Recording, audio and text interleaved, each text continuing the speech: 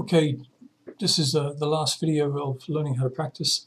Just real quick, basically just to say this, try and do it quick if I can, is that it's a win-win-win-win-win-win-win-win scenario if you start to use this.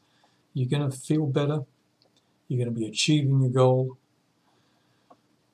you're going to sound better, you're going to feel successful, and you'll be able to get where you want to go in the music. And the only problem you'll have really, if you keep on doing this, is you'll have to dream up new goals because you will have achieved them all. Okay. Now, one thing to think about is that we've got to fit this into our lives. So as I said before, you can split this up into 10-minute pieces. Okay. Now you can play your songs and everything for as long as you want, so long as you make sure that you're doing the new stuff in the review and getting that going, because all your skill level is played in your songs. So the better you get at doing your review and your new stuff, the better your songs are going to be. Okay, they grow, they get better. All right, so that's one thing to think about. Now the other thing is that I joke that I say you want to be practicing 8 days a week. All right, so people question, how could I possibly do 8 days a week? And I don't see any issue with it. 8 days a week.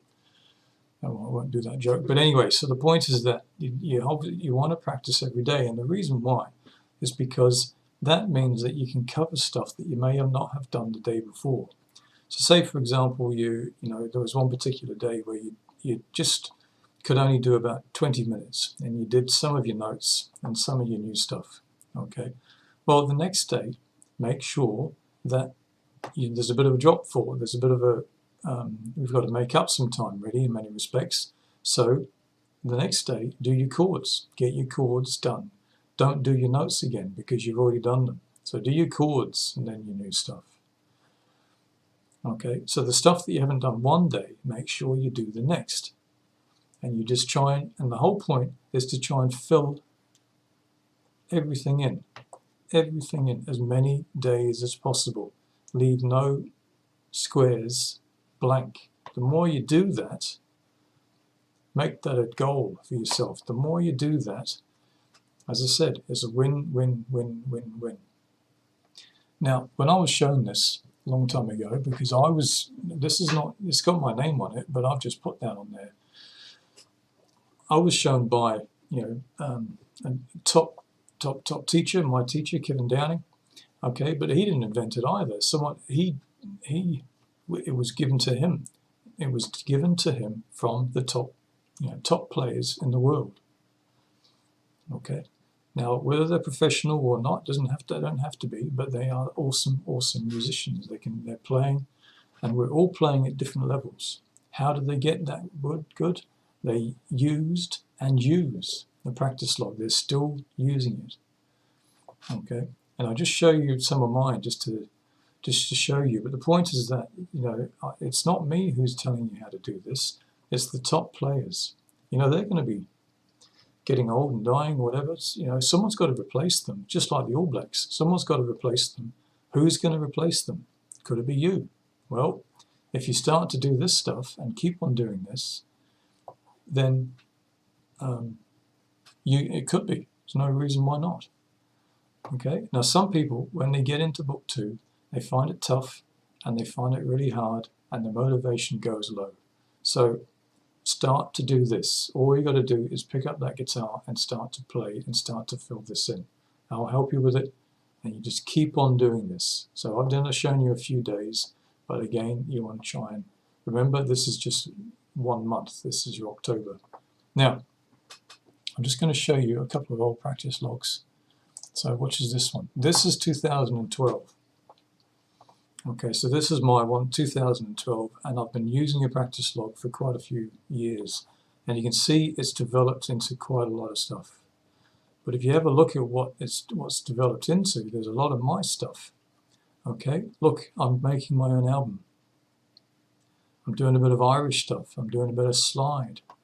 I've added another instrument. I've added bass. There's drums on here too, somewhere. There's drums. I'm doing my blues and my lead guitar. So imagine doing all that stuff. You know, I'm doing my own set. So that's a chord melody set. I haven't done much of it. I've only just started, it looks like.